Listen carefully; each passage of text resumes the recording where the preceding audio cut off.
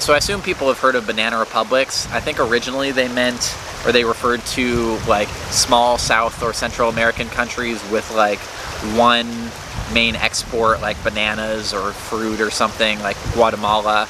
But nowadays you usually hear them in more of the context of like over-the-top corruption. It's like, oh, this is like Banana Republic, implying that like, oh, this form, and there is some truth to that, in that they usually had for a variety of reasons, primarily colonialism and American interventionism and the Monroe Doctrine and things, but for whatever reason they didn't have very strong institutions and democratic tendencies, and so there was a lot of regime change, and so that was something that would happen in a banana republic, like a coup, or just like maybe like some corporate executive bribing a general who works with the president to make sure that nothing happens when they pollute this waterway. That's something that would happen in a banana republic. It wouldn't happen somewhere in a place like America, or at least that's the implication.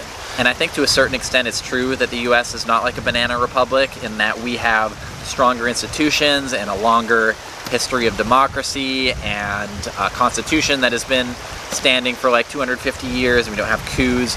And so in that sense, we're not like a banana republic. But in the on the question of like corruption, which is usually the context that I hear it in, it's like, okay, we don't have as much overt, over-the-top corruption like, you know, briefcases filled with $100 bills that are given to politicians.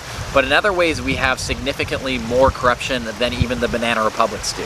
And even though usually it's not as direct, there are some pretty over-the-top examples of almost literal corruption, which is legal in the US, that have happened from some of the most powerful politicians that you could imagine, that seem pretty banana republicly in even a literal sense. And so people might know that John Boehner, who was like the third most powerful politician in the US, the third heartbeat from the presidency 10 years ago, the Speaker of the House for the Republicans, he got caught early in his career, got in a little bit of hot water because he stepped over the line just a little bit, and he passed out checks from the tobacco industry to members of Congress in his party right before a vote on the tobacco bill.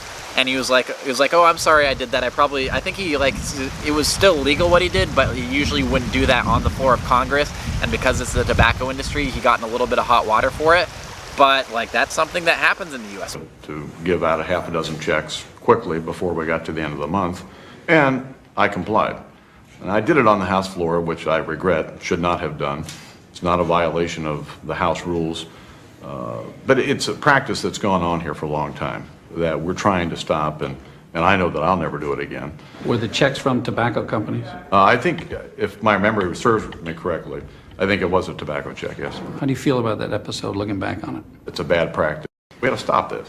This is just not something that ought to happen. And that was a little over the top, but there's still a thing called the revolving door in Congress, which almost everybody goes through, which is after you finish in Congress, where I don't know what the salary is, but it's something like maybe like $150K a year, pretty good living, but not super much.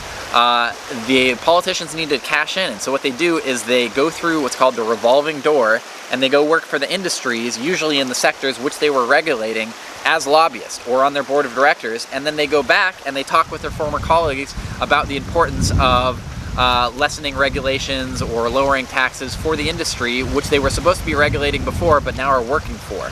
And that can actually have a corrupting influence, in that the people that are working in Congress know, as they're voting on these bills, that these are likely employers for them in the future, and they're talking with their friends who used to work with them, and so that can be a kind of corrupting influence, but it's still not as flashy or something that you would associate as a Banana Republic type level of corruption in the same way as the briefcase filled with cash would be. And another thing that you can do in a more civilized country like the United States, with its many layers of anti-corruption protection built into our institutions, is that you can, like, let's say, like, you can't just give money to a politician. Like, that would be barbaric and uncivilized.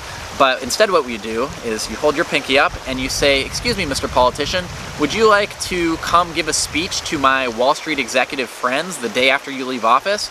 Because you, as a politician, I'm sure are one of the most interesting and charismatic speakers on the subject that we've ever heard." That's why the ratings on C-SPAN are over the moon every time you check. You can't look away. And so, some people want to pay hundreds of thousands of dollars to that, and they just happen to be Wall Street executives, oftentimes in the very industries that that politician was supposed to regulate and oversee beforehand, but that's just a coincidence. And you can do that for any politician you want to. You could do it for a state attorney general, you could do it for somebody on the House Banking Committee, you could do it for, you could give Barney Frank and Chris Dodd jobs as executives on Wall Street, as in on the board of directors in the case of Barney Frank, for a bank, and then Chris Dodd, I think, became like a lobbyist for the banking industry or for corporate industries that he was regulating as they passed, right after they retired, after their passing of the biggest banking regulation since the 1940s, which was Dodd-Frank, which was supposed to rein in the banking industry, and they did such a good job reining him in that the bankers just couldn't wait to throw hundreds of thousands of dollars at them to talk at them for an hour about all the interesting things they did, stopping them from making money. You can do that for Barack Obama, who charges about, I think, like $800,000 per hour of speaking or something like that to Wall Street executives, and made like millions of dollars in a single weekend up there. You can do it for Hillary Clinton, who has a similar rate that she charges for her charismatic insights into the profound nature of banking policy. And you could also, like, let's say that's not enough access. Another thing you could do is, let's say you're not on Wall Street, but you're like a foreign government. So you're like the government of Saudi Arabia or Qatar or the United Arab Emirates or the Gulf monarchies, which have kind of got a bad rap for having like the worst human rights record in the world, particularly around women. Well, because you care so much about women's rights, you could donate to the Clinton Foundation, whose founding principles is protecting women's rights. And then when people accuse you of having like ulterior motives and accuse the Clinton Foundation of taking effectively bribes from foreign countries with no interest in bettering the world at all, but only in increasing their power within the Hillary Clinton State Department under Barack Obama, or with the future Clinton administration, you could say that's ridiculous, like, we're just here to help the girls. So I guess that's all just to say to our less civilized counterparts in South America, the banana republics, that we in the civilized nations do not pass out duffel bags filled with cash to our politicians, and we don't base our economy around bananas, but we sip our tea with our pinky in the air, and we have these little binoculars that we use at the opera to get a good look at the violinists, and we give our politicians our money to an exponentially higher degree in much more civilized ways, such as campaign contributions and Wall Street